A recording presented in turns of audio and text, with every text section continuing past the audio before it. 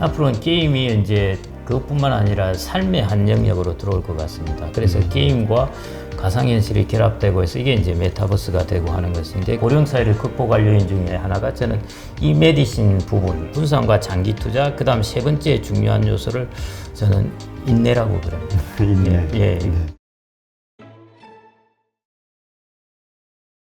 그래서 이제 바이오 헬스케어 예. 여기 섹터를 되게 좋게 보신다.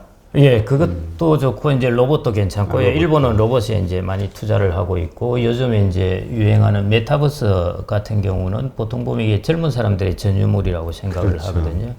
이제 가상현실, 게임 이런 거 보면은 이제 아직은 지금 저희들 7, 80대는 당연히 모르고요. 제가 이야기하는 거는 50대들입니다. 지금 40대, 50대들이 20년 후에는 60대, 70대가 되거든요. 그렇죠. 이 시장을 저는 보고 이제 말씀을 드리는 것이고요. 근데 지금 이제 40대 같은 경우는 이제 스타크래프트를 하던 세대고 하기 그렇죠. 때문에 이제 이미 게임이나 이런 것에 약간 익숙한 세대입니다. 그래서 저는 이제 메타버스 공간 같은 경우는 해외 같은 경우도 많이 사용하고 있습니다. 일본 같은 경우에도 이제 한 예를 들자면은 미국도 하고 일본도 하는데요. 그 영상이나 사진들을 다 모아오면은 어떤 새로운 가상 공간을 만들어 줍니다. 그래서 이제 이게 헤드셋을 끼고 그 고령자들이 보면은 헤드셋을 끼고 이렇게 막 눈물도 흘리고 하는데, 어떤 가상 공간을 만들어 주냐면은 자기 어릴 때 고향이고 거기에 자기 엄마도 나오고 하는 이 어릴 때의 고향으로 돌아가고 하는 이런 이제 가상 공간들, 그 다음에 자기들과의 친했던 사람들의 삶들을 마치 실제처럼 이렇게 쭉 보이게 해주는 것들. 그 다음에 이제 요즘에 이제 아바타들, 요즘 페이스북 보면은 사람들이 요즘 갑자기 최근에 유행한 게 자기 아바타를 몇 개 이제 사진을 올리면은 변해줍니다. 그게 이제 다 젊게 보이게 해준 것인데, 이제 고령화가 되면은 제일 먼저 나타나는 게 이제 주름살이고 나이가 들게 되는데, 그러면 예, 가상 공간에 가서 이제 살 수 있습니다. 그래서 그런 부분에 이제 자기 아바타를 이용해서 가상 공간에서 삶을 이어가는 것이거든요. 그다음 게임 같은 경우에도 이제 영국에서 이게 출시된 게임 중에 Sea Hero Quest입니다. 이제 바다 영웅 뭐 이런 걸로 보시면 되는데, 이게 치매를 조기 진단해주는 게임입니다. 그러니까 치매 같은 경우에 한 20년 정도 전에 전조 증상이 나타나는데, 그때만 캐치를 해도 속도를 확 늦출 수가 있죠. 그때가 이제 반사신경이나 운동신경에서 먼저 나타난다고 하는데요. 이제 Sea Hero Quest는 이제 바다에서 막 모험을 해서 이제 가는 이야기인데, 이런 이제 거기 막 문어도 나타나고 이러는데, 거기 이제 반응하는 걸 보면서 이 사람의 반응 속도가 뭔가 조금 이상하다 하면은 그걸 이제 조기에 좀 이제 진단을 해주는 그런 게임입니다. 그래서 이제 게임이 지금 같은 경우에는 이제 저희 학부형들이 제일 싫어하는 게 게임이죠, 사실은요. 그렇죠. 예.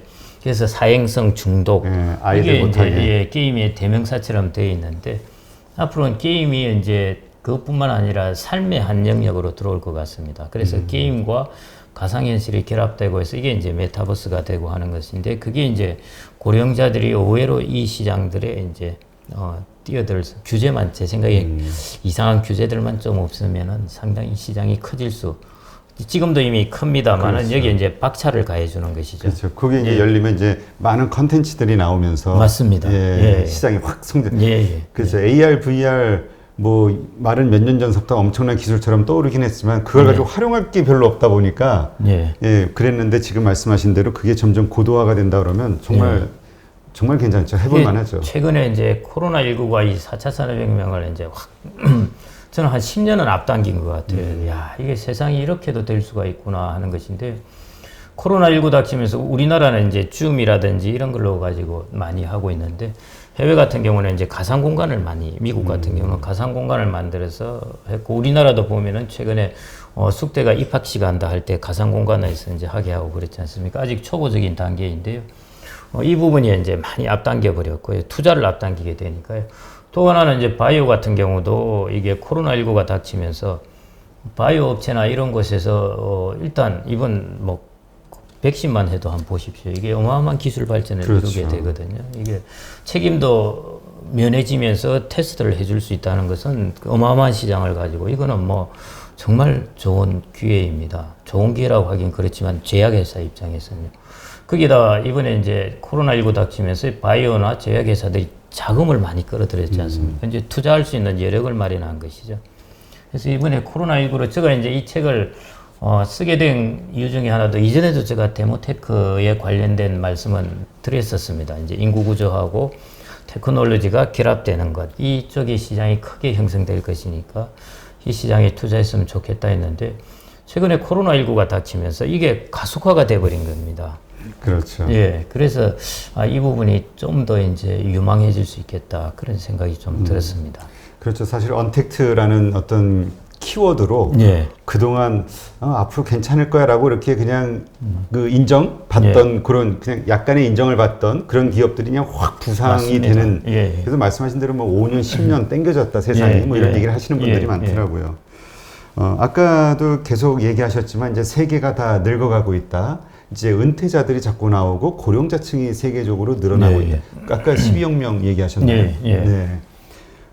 그러다 보면은 이제 시장 구조가 완전히 바뀌니까 이제까지 얘기하신 그런 산업들이 뭐 뷰티 헬스케어라든가 여러 가지 것들 이제 성장할 수밖에 없는데 일단 우리가 그걸 좀 체감을 하기 위해서 가져오신 자료 보니까 이 중국의 고령자 그 도표 아까 저 그 방금 전에 보여주셔가지고 저 아주 깜짝 놀랐는데요.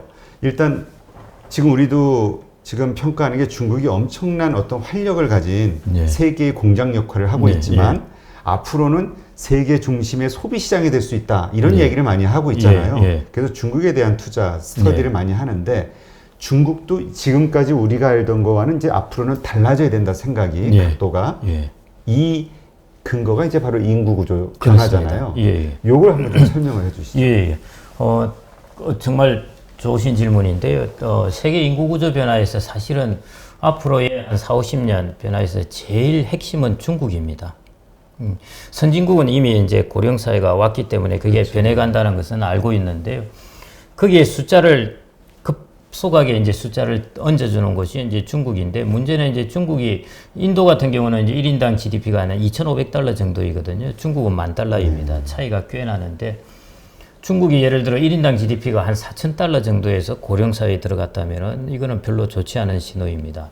근데 1인당 소득이 10,000달러를 넘어서 고령사회에 들어갔다는 거는 뭔가 지금 50대, 60대가 앞으로 이제 고령자가 될 텐데 이 층들이 그 상품을 살 수 있는 소위 말해 이제 소비층이 될 수가 있다는 것입니다. 그렇기 때문에 이제 그 시장이 되게 중요한 것이고요. 이제 고령 시장이 되기 위해서는 한 두 가지 요건이 기본적으로 필요 조건이 있는데 하나는 숫자가 많아져야 된다. 두 번째는 이들의 소득이 있어야 된다.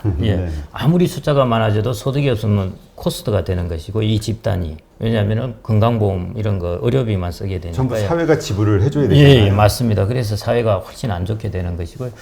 이 사람들의 소득이 많더라도 숫자가 적으면은 아무 효과가 없습니다. 우리가 룩셈부르크가 그렇게 잘 산다고 그러더라도 세계에서 1인당 GDP 1등이 룩셈부르크입니다. 그럼에도 불구하고 사람들이 룩셈부르크는 아무 신경도 안 쓰지 않습니까? 인구가 한 60만 밖에 안 되니까요. 그것처럼 소득과 인구 두 가지가 이제 동시에 성립되어야 그게 가능한데요. 그 면에서 일단 중국어는 이제 1인당 소득은 좀 된 편이고요. 중국의 고령자, 이 전 세계 시장에서 이 시장을 다 노리고 있습니다. 사실은. 그래요? 일본도 노리고 있고요. 이 변화를 한번 움직이는 그래프를 한 변화를 보시면은 이게 실감이 갑니다. 위에 노란색이 이제 그 연도에 해당되는 인구 구조이고요. 시간이 이제 계속 흘러가면서 인구가 바뀌는 거군요. 그렇습니다. 왼쪽에 보이시는 이제 종쪽에 보이는 40, 50, 60, 70이 연령입니다.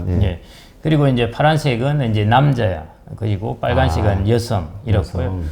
그 전체 숫자 보시면은 이제 이렇게 2050년 돼서 다시 이제 돌아갈 텐데 그때 한번 이게 자세히 한번 보십시오. 중국이라는 나라가 얼마나 앞으로 변해갈 거고 이게 1980년대입니다. 그때는 20대, 30대들이 거의 다였었죠. 중간 우리 보통 베트남을 가지고 호리병 구조라고 하는데 청년층이 너무 맞습니다. 중국이 그랬네요. 2000년대 막 성장할 때 보십시오. 30대, 40대, 20대가 버글버글합니다.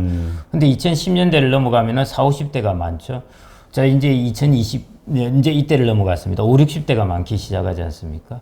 언제 지금 30년대 가면은 저렇게 거꾸로 보입니다. 불과 40년대 들어가게 되면은 완전히 거꾸로입니다. 그 다음에 50년 이때 가면은 완전히 거꾸로 되는 것이죠. 그러니까 이제 그 호주, 그다음에 일본 등등 여러 나라들이 일단은 중국 스스로가 저걸 너무 잘 알고 있습니다. 이미 이게 앞으로 저걸 어떻게 극복할까 하는 것이 이제 중국이 제일 먼저 고민을 하고 있고요. 그래서 중국은 원격 진료를 지금 적극적으로 추진을 하고 있거든요. 그렇죠. 거기도 좀 되게 그 활성화됐다고.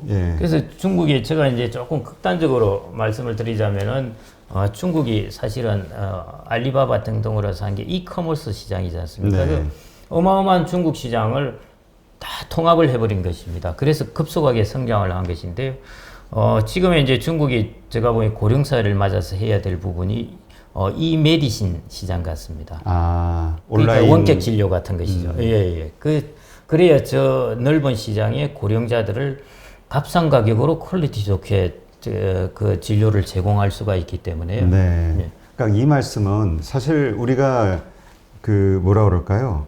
그 플랫폼 기업들의 탄생, 등장으로 인해서 상당히 코스트가 낮아졌잖아요. 맞습니다. 가격 파괴가 일어나고. 그래서 우리가 낮은 가격에 소비할 수 있는 어떤 환경이 됐던 것처럼 의학과 제약 이쪽 분야도 그런 어떤 플랫폼화되는, 그래서 되게 저렴하게 우리가 수요가 소비를 할 수 있게 이런 환경이 만들어져야 된다. 근데 이제 우리나라하고 중국하고요, 이제 이커머스의 그 파급 효과는 비교가 안 되는데요. 우리나라는 뭐 이커머스 같은 게 없더라도 금방 타고 오면은 가까운 거리들이라서 별 문제가 없거든요.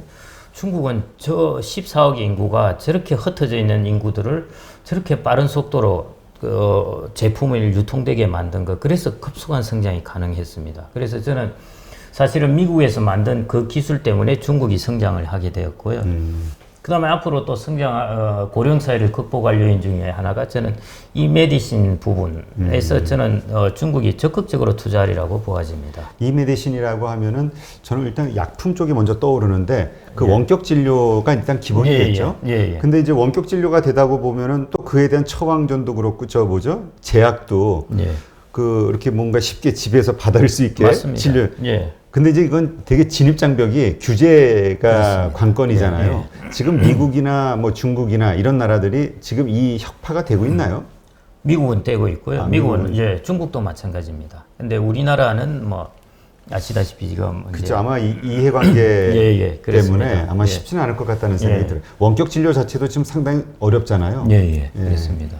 그러나 이게 어쨌든 세상의 흐름이라는 거. 미국과 중국에서 이미 실행이 되고 있다는 건. 우리나라에 원격 진료 투자 안 하셔도 돼요. 미국하고 중국에 투자하시면 돼요. 저도 지금 그러니까 이 좁은 착고이어서 없는 왜 없는 현실을 탓할 게 아니라 이미 그렇게 세상을 주도해가는 바깥쪽에서 투자를 하면 되는 거죠. 그래서 제가 이제 항상 말씀을 드리는 게 우리나라 경제가 잘 되기 위해서 기도도 하고 그 다음에 이제 열심히 일도 하고 해야 되겠지만은 투자를 하는 사람들은 그거하고는 별개라는 것입니다.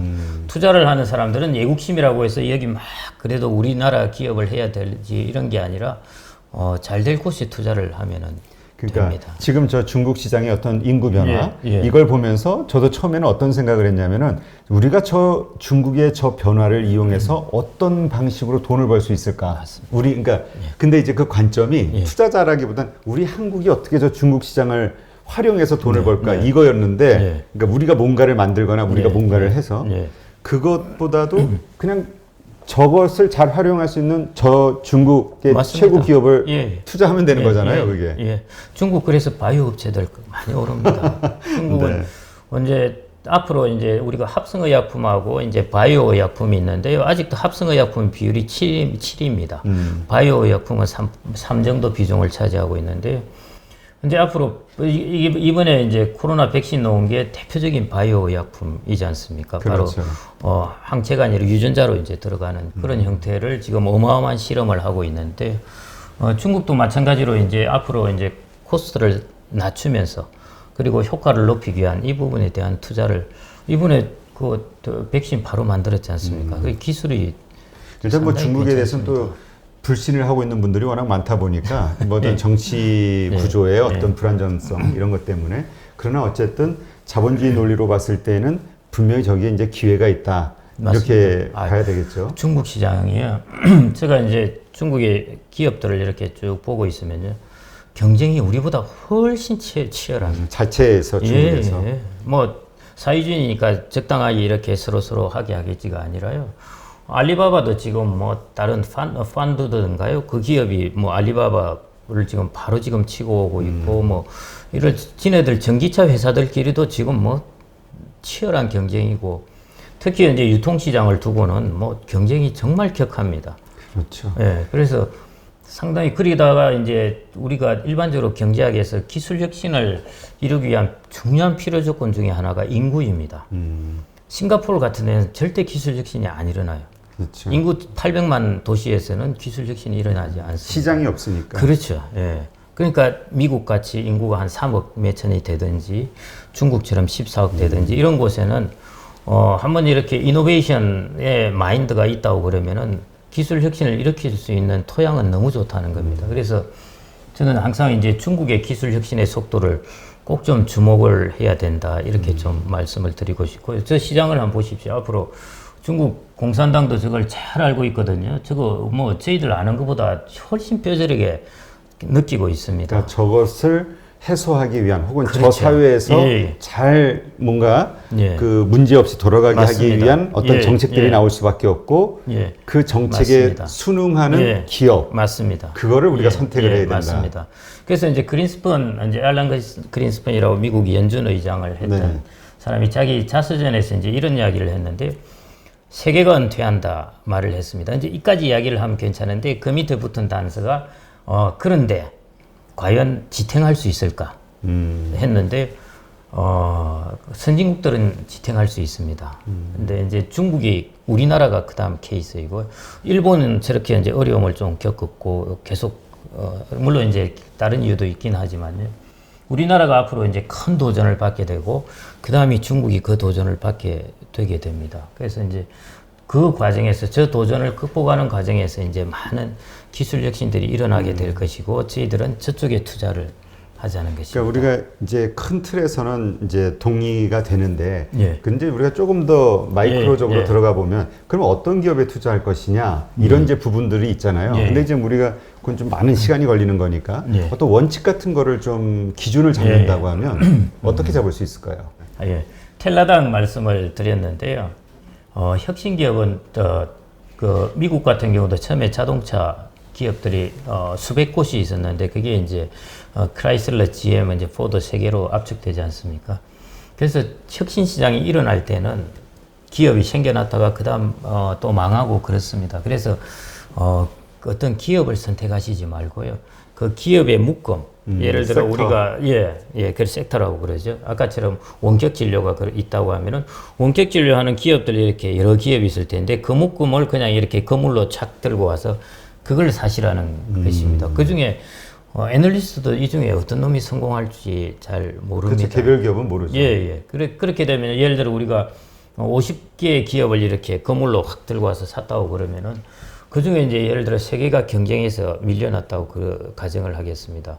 근데 그렇다면은 이 3개가 시장을 이제 자기가 가진 시장을 뺏기겠죠. 누구한테 뺏기겠습니까? 다른 기업이 들고 가게 되기 그렇죠. 때문에. 그래서 이렇게 묶음으로 사게 되면은 그 충격이 덜 합니다. 근데 내가 이렇게 고민을 해서 종목을 톡콕 그 핀셋으로 찍어가지고 한 3개 정도 샀는데 이 중에 2개가 완전히 맛이 가버렸다 하면은 손실이 큰 것이죠. 그래서 그렇죠. 저런 혁신 테마에 투자하실 때는 꼭 좀 이렇게 거물로 확 묶음을 사시는 ETF. 예. 워낙 뭐 많은 종류들이 나와 있으니까 뭐 금방 검색하시면 다 나오겠죠. 그러니까 맞습니다. 예를 들어서 중국 쪽 혹은 미국 쪽의 그 글로벌 헬스케어, 그다음에 바이오, 뭐 이런 쪽. 특히 바이오 같은 경우에는 이제 미국의 제약회사 큰 곳들은 이제 파이자 이런 것은 워낙 크니까 그렇죠. 괜찮은데 우리나라 바이오 업체들은 이제 작은 업체들도 많지 않습니까? 그러니까 변동성이 큽니다. 그래서 특히 바이오 업체 같은 경우에는 이렇게 ETF로 묶어서 사시는 게 좋고요. 반도체도 마찬가지입니다. 반도체도 마찬가지고 그 다음에 배터리도 마찬가지고요. 배터리도 뭐 우리 LG화학이 잘 나가지만은 또 어떤 기술 표준이 나올지 모르는 그렇죠. 것이고요. 지금 뭐 전고체 배터리에 대한 이야기가 많이 나오고 있으니까. 예. 세상에는 정말 이게 엉뚱하고 뛰어난 천재들이 많습니다. 어떤 놈들이 갑자기 튀어나와가지고 기술의 표준을 갑자기 어떻게 바꿀지 모르는 것이고요. 앨런 머스크 같은 놈들이 또 하나 툭 튀어나올 수도 있고 우리가 마이크로소프트 보면은 빌 게이츠가 마이크로소프트의 대명사였고 빌 게이츠의 MS 오피스가 제일 대명사였습니다. 그렇죠. 근데 마이크로소프트가 이것만 가지고 유지하려다가 사실은 한동안 시장이 어려웠지 않습니까? 그때 빌 게이츠 다음에 이제 그 CEO가 한 명이 있었고 지금 CEO가 그 다음 바뀌었는데 이 CEO가 이제 클라우드 전문이었습니다. 그러면서 마이크로소프트를 클라우드 회사로 바꾸기 시작했었죠. 그래서 이제 아마존이 1위고 2위가 이제 그 마이크로소프트가 클라우드를 하게 됐는데 그러면서 마이크로소프트 주가가 쫙 오르기 시작하거든요. 이걸 말씀드린 이유는 세상에 어떤 천재들이 나올지 모른다는 겁니다. 우리는 그렇죠. 그 지금 우리가 아까도 잠깐 말씀드렸지만 예전에 포스코라든가 저 뭐죠? 하여튼 뭐 좋았던 잘 나갔던 많죠. 뭐 중공업 회사들 중공업 회사, 조선 회사들도 그렇고 저는 STX도 한참 좋았었죠. 맞습니다. 뭐 나중에 부도 사태 겪었지만 그러니까 이러저러한 그 지금 괜찮아서 앞으로도 잘 될 것 같은 기업들이 정말 불과 몇 년 만에 무너지는 경우 혹은 막 안 좋아지는 경우들이 많으니까. 그러니까 테크 기업도 마찬가지라는 것입니다. 같은 원리다. 섹터에서. 아주 이제 빅테크 기업은 뭐 근데 괜찮은데요. 이러기 위해서는 이제 투자자들이 가져야 되는 어떤 투자의 마인드가 그 뭐라 그럴까 그냥 뭐 급등주 이런 게 아니라 정말 그냥 그 시대의 흐름을 타고 가면서 안정적으로 높은 수익을 얻겠다. 이런 마인드로 바뀌게 되는 거겠죠.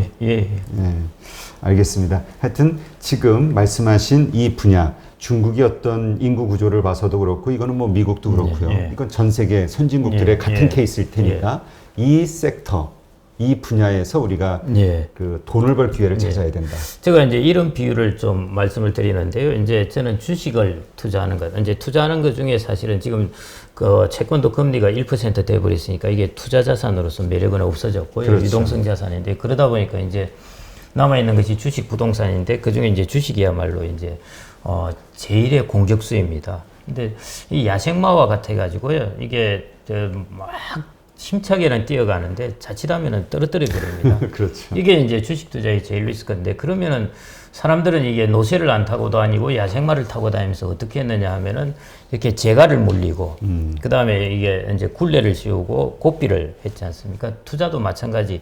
주식 투자할 때는 그런 게 꼭 필요합니다. 그 장치 중에 하나가 분산입니다. 그게 이제 ETF인 것이고요.